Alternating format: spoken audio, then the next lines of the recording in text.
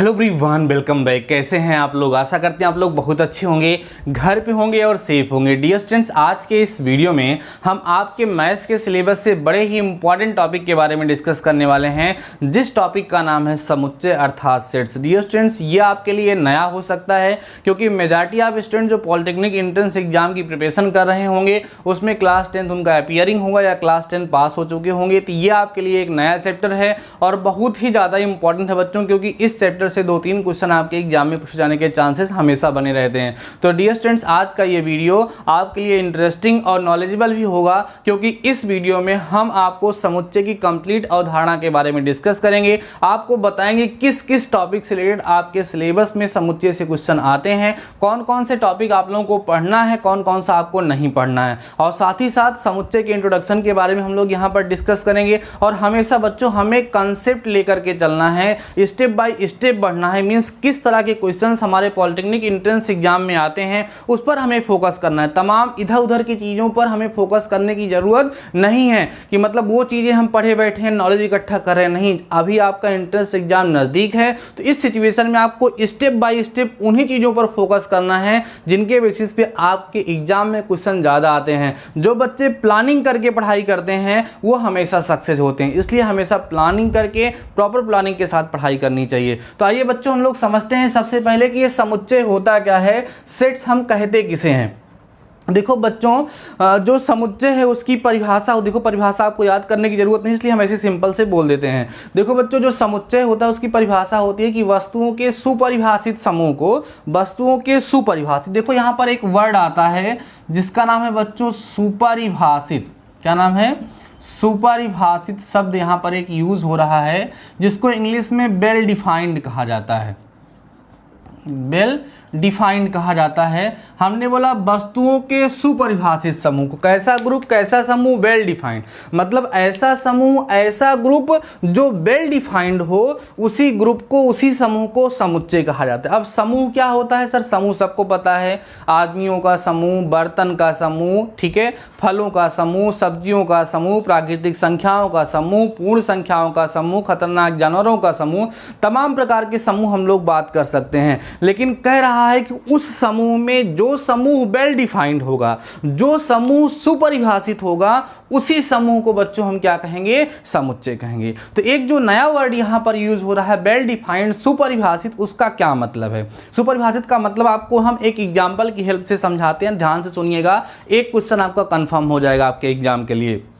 जैसे बच्चों मान लीजिए क्लास में हमारे कई सारे बच्चे बैठे हुए हैं, उसमें से हम किसी भी एक स्टूडेंट को कहते हैं खड़े हो जाओ और बताओ प्रथम 5 प्राकृतिक संख्याएं कौन सी हैं। तो कौन सी 5 प्राकृतिक संख्याओं के बारे में बताएगा? कहेगा सर 1, 2, 3, 4, 5, ये प्रथम 5 प्राकृतिक संख्याएं हैं। हम कहे उसको आप बैठ जाओ बेटा। दूसरे बच्चे को हमने बोला कि आप बताओ भाई प्रथम 5 प्राकृतिक संख्याएं कौन सी हैं। डेफिनेटली वो क्या बताएगा? 1, 2, 3, 4, 5 ही बताएगा। और किसी से पूछेंगे वो भी 1, 2, 3, 4, 5 ही बताएगा। कहने का मतलब जितने भी पढ़े लिखे बच्चे हैं जो प्राकृतिक संख्याओं का ज्ञान रखते हैं, उनसे हम प्रथम 5 प्राकृतिक संख्याओं की बात जब करेंगे तो सभी लोगों का जवाब, सभी लोगों का आंसर एक ही होगा, क्योंकि जिस समूह की, जिस ग्रुप की मैं बात कर रहा हूं वो वेल डिफाइंड है, वो सुपरिभाषित है, इसलिए सबका आंसर एक जैसा आ रहा है। वहीं दूसरा क्वेश्चन हमने पूछा उसी बच्चे से, हमने कहा बताओ भाई 5 खतरनाक जानवरों के नाम बता दो। तो वो कुछ बताएगा, ठीक है, उसको जिस जानवर से खतरा लगता होगा, जिससे वो डरता होगा, उन 5 जानवरों का नाम बताएगा। दूसरे बच्चे से बोलेंगे आप भैया 5 खतरनाक जानवरों के नाम बता दो। सिंपल है, श्योर है कि वो 5 जानवरों का नाम जो बताएगा इनसे मैच शायद नहीं करेगा। तीसरे को खड़ा करेंगे, वो कुछ और बताएगा। चौथे से पूछेंगे, कुछ और कहने का मतलब सभी लोगों से अलग अलग आंसर हमें रिसीव होंगे। उसका रीजन क्या है? क्योंकि जिस समूह, जिस ग्रुप की हम बात कर रहे हैं, वह ग्रुप, वह समूह वेल डिफाइंड नहीं है, सुपरिभाषित नहीं है, इसलिए बच्चों वह समुच्चय नहीं होगा। बस इतना सा, जो हम कहें वही आप समझो, जो आप कहो वही सब समझें। यही इसी तरह का जो कलेक्शन होगा, इसी तरीके का जो समूह होगा बच्चों, उसको हम समुच्चय कहेंगे, उसी को हम वेल डिफाइंड कलेक्शन बोलेंगे। बातें समझ में आ गई हैं? कुछ एग्जाम्पल आपके साथ शेयर करते हैं। आपसे कहा जाए अंग्रेजी वर्णमाला के स्वरों का समूह, सबको पता है ये वेल डिफाइंड कलेक्शन है। सर वेल डिफाइंड कलेक्शन क्यों है? क्योंकि बच्चों इसमें जितने भी अवयव हैं वो वेल डिफाइंड डिफाइंड है। अंग्रेजी वर्णमाला के स्वरों के बारे में हम किसी से भी शेयर करेंगे, किसी से भी पूछेंगे, सबका जवाब, सबका आंसर एक जैसा होगा, सब लोग AEIOU ही बताएंगे बच्चों। इसलिए यह कलेक्शन कैसा है, वेल डिफाइंड है।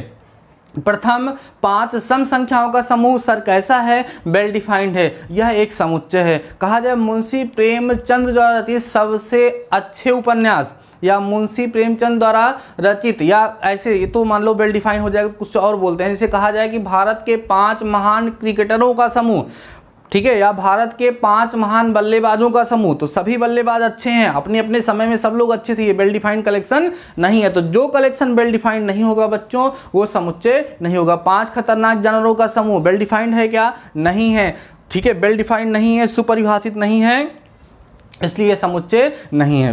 तो ये क्वेश्चन इसके बेसिस पे आपके एग्जाम में आ सकता है। वहां पर पूछेगा कि इसमें से कौन सा समुच्चय है, कौन सा समुच्चय नहीं है। तो आपको मैंने सिंपल सा एग्जाम्पल, सिंपल सा आपको उसका कंसेप्ट सिखा दिया। आप देखेंगे जिस ग्रुप की वो बात कर रहा है वो वेल डिफाइंड है कि नहीं, कैसे जानेंगे। वो क्वेश्चन अपने से करें, मन में ही अपने किसी दोस्त से करें। अगर दोनों का जवाब एक जैसा आने का 100% चांस है, देन जान लीजिए कि आप लोग वो वेल डिफाइंड है। अगर वो वेल डिफाइंड है तो बच्चों क्या हो जाएगा, समुच्चय हो जाएगा। क्लियर हो गई बातें, आराम से, कोई दिक्कत नहीं होगी। अब बात होती है बच्चों कि समुच्चय का निरूपण कैसे होता है।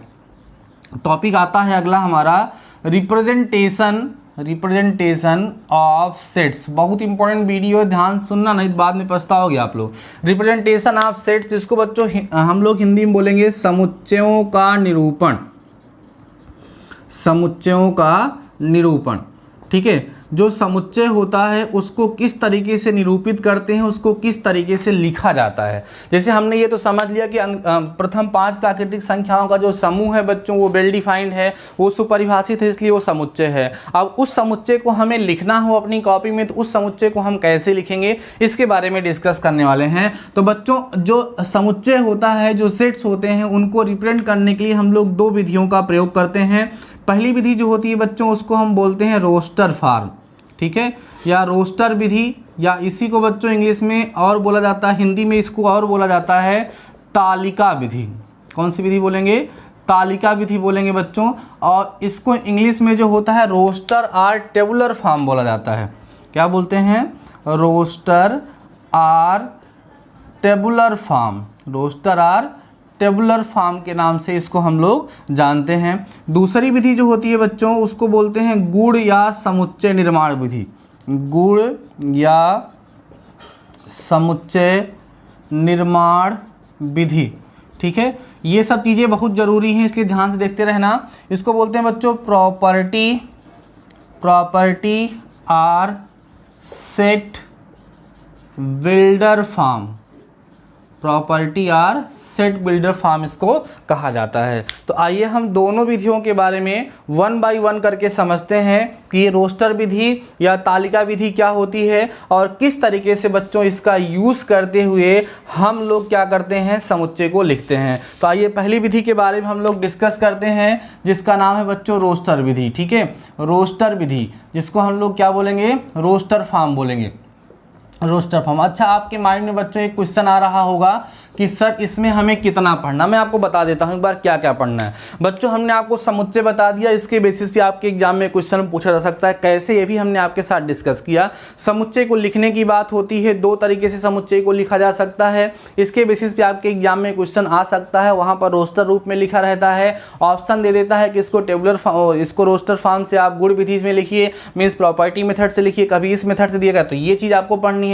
उसके बाद समुच्चय के कुछ मुख्य प्रकार हम आपको पढ़ाएंगे, रिक्त समुच्चय, एकल समुच्चय, परिमित, अपरिमित, समान समुच्चय, उसके बाद उप समुच्चय, उचित उप समुच्चय, इनके बारे में आपको पढ़ाएंगे। फिर समुच्चयों का ऑपरेशन आपको सिखाया जाएगा, यूनियन इंटरसेक्शन क्या होता है और उनके बीच में रिलेशन क्या होता है, जिसके बेसिस पे आपके एग्जाम में क्वेश्चन पूछे जाते हैं। तो इतने टॉपिक आप लोगों को कवर करने हैं, ठीक है। अभी आज के इस वीडियो में हम इंट्रोड्यूस आपको करा दे रहे हैं। आपको ये वीडियो कैसा लगा है, ध्यान दीजिए। समुच्चय जो हमने आपको पढ़ाया, इसको आपको कितना हद तक आपको समझ में आया, क्या आपको इसके बारे में लग रहा है कि हमें इसको कंटिन्यू करना चाहिए, तो आप कमेंट्स में जाकर के मुझे बताइए कि सर ये पोर्शन जो आपने पढ़ाया है ये मुझे कंप्लीटली समझ में आ गया है, नेक्स्ट पार्ट जल्दी जल्दी हमें प्रोवाइड कराइए, तो हम इसको कंटिन्यू कर देंगे। नहीं तो फिर मजबूरी में मुझे कोई और चैप्टर स्टार्ट करना पड़ेगा, क्योंकि हम वही चैप्टर आपको पढ़ाना चाहते हैं जो आपका ना प्रिपेयर हो, आपका ना तैयार हो, और साथ ही साथ वो इंपॉर्टेंट भी हो सकता है बहुत सारे चैप्टर ऐसे हैं जिनके इससे एग्जाम में क्वेश्चन बहुत कम बनते हैं, और साथ ही साथ वो बहुत ज़्यादा टाइम टेकिंग होते हैं, तो उस पर हमें टाइम वेस्ट नहीं करना चाहिए, इसी में बुद्धिमानी है। ठीक है बच्चों, समझ गए आप लोग क्या क्या पढ़ना है। आइए हम लोग देखते हैं रोस्टर विधि या तालिका विधि होती क्या है, रोस्टर फॉर्म होता क्या है। बहुत सिंपल होता है बच्चों। जैसे अभी हमने आपसे कहा कि अंग्रेजी वर्णमाला के स्वरों का समूह या प्रथम 5 प्राकृतिक संख्याओं का समूह, तो यह जिन जो हमारा समुच्चय है, जिनका समूह होता है उनको समुच्चय के अवयव कहा जाता है, और उन समुच्चय के अवयवों को कर्ली ब्रैकेट, मझला ब्रैकेट के अंदर कॉमा लगा लगा करके लिखा जाता है, और उस पूरे को कुछ कैपिटल लेटर से जो है इंग्लिश वर्ड से उनका नाम दे दिया जाता है। कैसे? जैसे हमने आपसे कहा प्रथम 5 प्राकृतिक संख्याओं का समूह, तो कौन है इसमें? 1 2 3 4 और 5। अब इसको लिखने का तरीका होगा, ऐसे कर्ली ब्रैकेट बनाओगे, इसके अंदर सबको लिखोगे और सबको कॉमा से क्या करेंगे बच्चों? सेपरेट कर देंगे, और इसको कुछ नाम दे देंगे इस तरीके से। ये आपका समुच्चय ए बन गया, इसको बोलेंगे समुच्चय ए बराबर 1 2 3 4 5। अब इसके अंदर जो कुछ भी आपको दिख रहे हैं इस समुच्चय ए के क्या हो गए? अवयव हो गए। इस तरीके से रोस्टर विधि से समुच्चयों को बच्चों लिखा जाता है। और कोई एग्जाम्पल देखो, अंग्रेजी वर्णमाला के स्वर कौन कौन से हैं? ए ई आई ओ यू, इसको कुछ और नाम दे दो, बीत, ये हमारा समुच्चय भी हो गया। तो बच्चों इस तरीके से रोस्टर या तालिका विधि से हम लोग क्या करते हैं? समुच्चय को रिप्रेजेंट करते हैं। और कोई एग्जांपल लेना चाहो, सी बराबर करके लिख लो 2 4 6 8 10, प्रथम 5 सम प्राकृतिक संख्या यहाँ पर आपके सामने आ गई। तो ये जो आपके सामने लिखा है बच्चों, किस विधि से लिखा हुआ है? रोस्टर विधि से लिखा हुआ है, रोस्टर फॉर्म में लिखा हुआ है। अब इसमें आपको ध्यान क्या देना होता है, जो मेन पॉइंट है बच्चों, इस समुच्चय के, जैसे मान लो हम समुच्चय की बी की बात यहाँ पर करें, तो समुच्चय बी के अंदर जो कुछ भी आपको दिख रहा है ये सब के सब बच्चों इस समुच्चय बी के अवयव कहलाते हैं। क्या कहलाते हैं? समुच्चय बी के अवयव। जैसे ए जो है बच्चों बी का क्या है? अवयव है। ए बी का क्या है? अवयव है। ठीक है, या कह सकते हैं ए इज एलिमेंट ऑफ बी, और इसको ऐसे ए बिलोंग्स टू बी, ऐसे देखो, ये जो आपके सामने है इसका मतलब एलिमेंट का सिंबल होता है, एलिमेंट है। और अगर ऐसे बना करके आप ऐसे इसको काट देते हो तो इसका मतलब है एलिमेंट है, इसका मतलब है एलिमेंट नहीं है। ठीक है, इसके बेसिस पे भी कभी कभी बहुत आसान क्वेश्चन बन जाते हैं। जैसे अगर हमें लिखना है ई, तो ई अवयव है बी का, ऐसे लिखा जाएगा। लेकिन यहाँ देखो डी अवयव नहीं है बी का, तो इसको इस तरीके से यहाँ पर लिखा जाएगा। इसको पढ़ते क्या है? E belongs to B, e is element of B, या ई बी का क्या है? अवयव है। D not belongs to B, या d does not belongs to B, या d is not element of B, या डी बी का अवयव नहीं है। इस तरीके से इसको हम लोग क्या करते हैं? पढ़ा करते हैं। क्लियर हो गई बातें?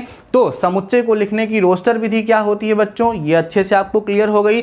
अब हम लोग बात करेंगे कि गुण विधि क्या होती है, समुच्चय निर्माण विधि क्या होती है।